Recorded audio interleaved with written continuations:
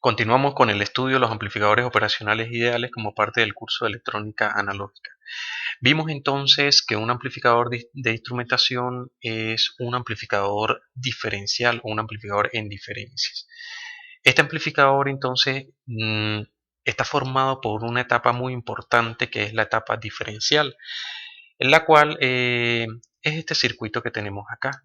Nos permite obtener una salida en función de la diferencia de las entradas B2 y B1, afectado obviamente por los parámetros resistivos R1, R2, R3 y R4, un factor de ganancia o sensibilidad. Vimos nosotros también que para mantener o cumplir con una condición de puente balanceado, debíamos mantener una relación dada por R2 entre R1 igual a R4 entre R3, o visto de otra manera, R2 es igual a R4 y R3 igual a R1. Cuando esta condición se cumple, la salida B sub 0 del amplificador diferencial es una salida lineal en función de la diferencia de B2 y B1 y una sensibilidad dada por R2 entre R1. Bien, además el amplificador de instrumentación debía o debe cumplir con una alta impedancia de entrada. Si esto es así, entonces debemos acoplar a las entradas del amplificador diferencial unos circuitos seguidores de tensión, como los vemos acá. Esos circuitos de seguidores de tensión obviamente van a tener alta impedancia de entrada, es decir, que la impedancia de entrada vista por la fuente B1 y por la fuente B2 van a ser infinitos, dado que las corrientes a las entradas de los operacionales son cero. Entonces, las señales B1 y B2 que estaban conectadas a la entrada del amplificador diferencial ya no van a estar conectadas en este punto, sino se conectan ahora a las entradas no inversoras de los operacionales OP2 y OP3 del circuito. Entonces con este circuito que tenemos acá cumplimos con esas dos condiciones, un amplificador diferencial y alta impedancia de entrada. Es importante entonces resaltar que en la práctica esta relación es difícil de satisfacer, por lo que es necesario el uso de un potenciómetro en el punto R4 o en la resistencia R4, es decir, en este punto. Bien, para seguir entonces con el estudio de los amplificadores de instrumentación, vamos a hacer una pequeña pausa y vamos a dar el estudio o entrada a los potenciómetros. ¿Qué es un potenciómetro? Un potenciómetro no es más que una resistencia variable donde su símbolo eléctrico viene representado con tres terminales, en donde el terminal central es el punto medio de la resistencia. Entonces, este símbolo eléctrico es del potenciómetro y es equivalente si yo tuviese dos resistencias conectadas en serie, en donde el punto común, el punto donde se unen esas dos resistencias es el punto que sale al exterior, es decir, al que tenemos contacto. Entonces, un potenciómetro lo podemos encontrar de distintas maneras. Una de ellas son un potenciómetro de esta forma, logarítmico, que son usados para conectarlo en chasis. Y tiene el terminal 1, vamos a suponer que este sea el terminal número 1, el terminal número 2 y el terminal número 3. Desde el punto de vista circuital o desde el punto de vista del símbolo eléctrico tenemos el terminal 1, el terminal 2, el terminal 3. Es indiferente el terminal 1 y el terminal 3 como yo lo vaya a conectar en el circuito, porque a la final es un elemento resistivo. Entonces yo puedo llamar a este terminal también 1 y a este terminal 3. No es así para el terminal central, bueno, porque es el punto que está en medio de estos dos terminales.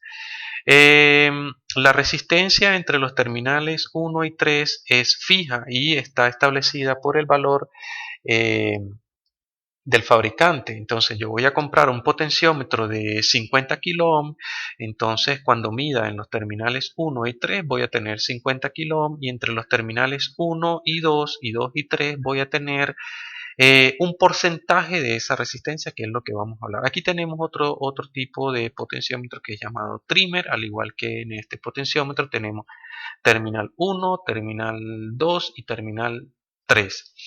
Entonces, hablamos de un porcentaje de resistencia dependiendo de la posición en la que se encuentre el potenciómetro, la perilla del potenciómetro. Vemos acá entonces que yo tengo que en el terminal 3 va a estar dado por una relación de 1 menos C por 50K. Este 50K, pues tomando el ejemplo para una resistencia de 50K, esto es simplemente el valor R. Ese valor R es el valor del potenciómetro. Puede ser 100K, puede ser 10K, puede ser 5K, dependiendo del valor comercial que exista en el mercado. Entonces, ese parámetro C va a representar el factor de porcentaje en el que se encuentra la perilla del potenciómetro y va a estar dado entre un rango de 0 a 1. Entonces, observemos acá. Si yo tengo el potenciómetro ubicado al 50%, de su valor máximo, entonces voy a tener de este punto, de la parte central hacia abajo, es decir, de acá voy a tener el 50% de ese valor, que sería 0,5, en este caso valdría C 0,5, 0,5 por 50 sería 25K, y en este punto tendría 1 menos 0,5, 0,5 por 50, 25K. Entonces tendría el potenciómetro ubicado justamente en la mitad. Pero ¿qué ocurre si yo tengo, como les muestro el ejemplo acá, que fue una simulación que hice en Proteus?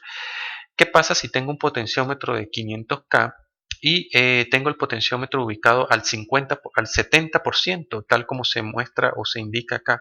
Entonces, si el potenciómetro está al 70%, quiere decir que la mitad inferior va a ser el 70% de 500K, es decir, 0,7 por 500K, eso es 350K, tal cual como se muestra en el ómetro eh, del Proteus. 350K es la parte inferior del potenciómetro y la parte superior es 1 menos 0,7, que C vale en este caso 0,7, 0,3 por 500 kilo ohm, eso me da 150 kilo ohm. Entonces, dependiendo de la posición en que se encuentre el potenciómetro, yo puedo modelar eh, para mis cálculos que el potenciómetro se puede representar de esta forma: 1 menos C. Entonces aquí, para hacerlo general, no es 50K sino 1 menos C por R, donde R es la resistencia del potenciómetro, y aquí en vez de ser 50K es R. ¿Podemos usar el potenciómetro como un divisor de tensión? Sí, porque es una conexión, como pueden ver acá, serie de dos resistencias internas. Entonces, lo que hago es conectar un punto a un potencial de B sub CC y el otro punto a tierra. ¿Cuáles puntos son estos? Sería entonces el punto 1, ¿verdad?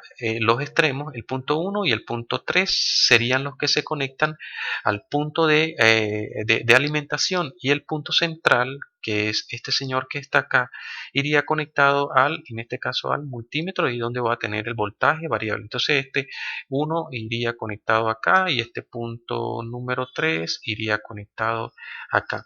Entonces, veamos, si yo quiero expresar mi ecuación de salida, esta sería mi ecuación de salida B sub 0, entonces yo digo, bueno, B sub 0 es ¿quién?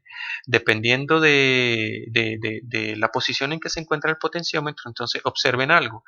Por un divisor de tensión, mi salida B sub 0 es la resistencia que tengo en este punto, que es C por R, porque R es todo este valor, entre la suma de ellas dos, entonces sería R. Entonces aquí sería C por R entre la suma total, que sería R, por el voltaje de entrada, que en este caso lo llamamos B sub CC. Entonces B sub CC vale 5. Entonces esta R con esta R se me cancela, y a la final mi salida acá B sub 0 es C por B sub CC. Entonces, si yo tengo el potenciómetro al 70%, C vale 0,7, 0,7 por 5 voltios, entonces son 3,5 voltios. Veamos entonces una simulación acá realizada en Proteo. Observe, es la que tenemos acá, pero ya sabemos que la salida B sub 0 es directamente C por lo que tengo acá. Entonces, lo que les mencionaba, si yo tengo que mi potenciómetro está al 50%, vamos a ver acá, el 50% y este potenciómetro es 500K, tenemos la mitad superior en 250 y la mitad inferior en 250. Si yo tengo que el potenciómetro está al 70% y lo tengo usando como un divisor de tensión, entonces ya sé que mi salida B sub 0 es directamente C por el valor que tengo acá.